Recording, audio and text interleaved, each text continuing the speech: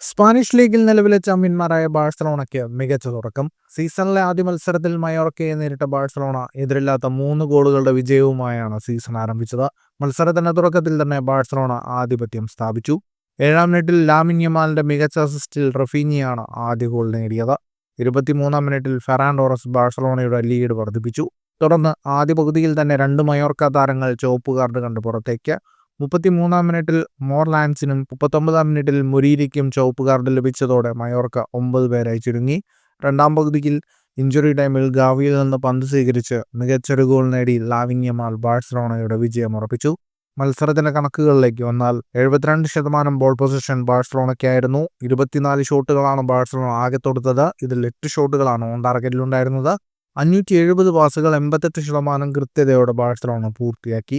4 ഷോട്ടുകൾ തൊടുത്ത മയോർക്കയുടെ ഒറ്റ ഷോട്ട് മാത്രമാണ് on ടാർഗറ്റിലുണ്ടായിരുന്നത്. August 24-ന് ലെവന്റെക്കെതിരായാണ് ലീഗിലെ ബാഴ്സലോണയുടെ അടുത്ത മത്സരം. ഫുട്ബോൾ ലോകത്തെ കൂടുതൽ വാർത്തകൾക്കും വിശേഷങ്ങൾക്കുമായി സ്പോർട്സ് കഫേ സബ്സ്ക്രൈബ് ചെയ്യുക.